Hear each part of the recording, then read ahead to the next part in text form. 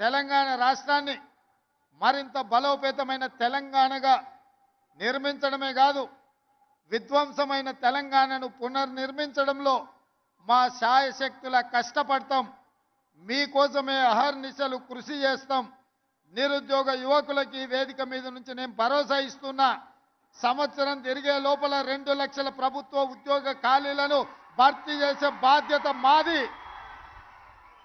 ఇచ్చిన మాట నిలబెట్టుకుంటాం. ఆనాడు 2004లో తెలంగాణ రాష్ట్రాన్ని ఇస్తానని కరీంనగర్ గడ్డ మీద నుంచి శ్రీమతి సోనియా గాంధీ గారు మాట ఇచ్చిండ్రు. ఇచ్చిన మాట నిలబెట్టుకొని 2014లో తెలంగాణ రాష్ట్రాన్ని ఏర్పాటు చేయడం జరిగింది. అలాంటి మాట తప్పని మడమ తిప్పని శ్రీమతి సోనియా గాంధీ గారి నాయకత్వంలో ఏర్పడ్డ ఈ ప్రభుత్వం మీకు ఇచ్చిన మాట నిలబెట్టుకుంటుంది. మీ నిరుద్యోగ యువకుల యొక్క ఆకాంక్షలను నెరవేర్చడానికి తప్పకుండా 2 లక్షల ప్రభుత్వ ఉద్యోగ ఖాళీలను భర్తీ చేస్తాం. మీ కళ్ళల్లో ఆనందం చూసి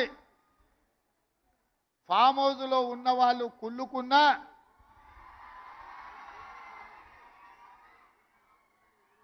వాళ్ళ కడుపులో దుఃఖం పొంగి పొర్లినా, వాళ్ళ శాపనార్థాలు ఎన్ని పెట్టినా ఒక్క మాట చెప్పదలుచుకున్నా, పిల్లి శాపనార్థాలకు ఉట్టి తెగిపడదు హరీష్ రావు గారు. పొట్టోని పొడుగోడు కొడితే పొడుగోని పోచమ్మ కొట్టిందంట. హరీష్ రావు, మేము ఉద్యోగాలు ఇస్తుంటే అవాకులు చవాకులు పలుకుతున్నావు కదా, ఒక్కసారి ఇక్కడున్న కెమెరామెన్లకు నేను వాళ్ళ సంతోషాన్ని చూడండి, ఆడబిడ్డల కళ్ళల్లో ఆనందాన్ని హరీష్ రావుకు వాళ్ళ మామకు చూపించండి. పేదోళ్ళ పిల్లలకు ఉద్యోగాలు ఇస్తే, ముఖ్యంగా ఆడబిడ్డలను ఆదుకుంటే ఆ సంతోషం ఎట్లుంటుందో ఆ కుటుంబానికి చూపించండి.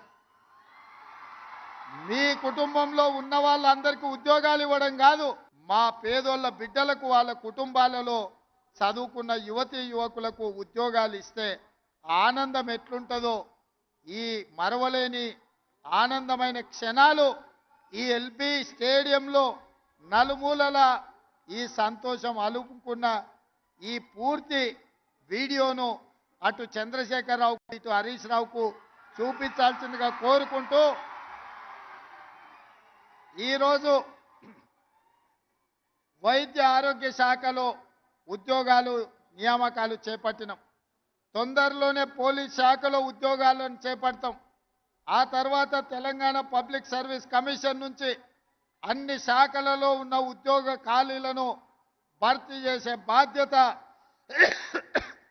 మా ప్రభుత్వం తీసుకుంటుందని మాట ఇస్తూ, ఇక్కడ అందరికీ వివిధ జిల్లాల నుంచి ఈరోజు ఎంపికైన అభ్యర్థులకు అందరికీ కూడా అక్కడ కౌంటర్లు పెట్టినాం. ఆ కౌంటర్ల ద్వారా క్రమశిక్షణతో మీ నియామక పత్రాలు తీసుకోండి.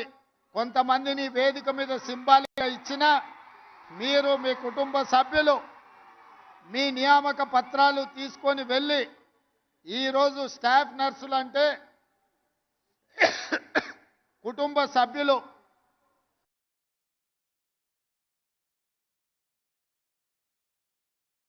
వాళ్ళకు కూడా కన్న కూతుర్లలాగా వైద్యాన్ని అందించేది మీరు. మీరు డాక్టర్లు మీరే, డాక్టర్లు మీరే.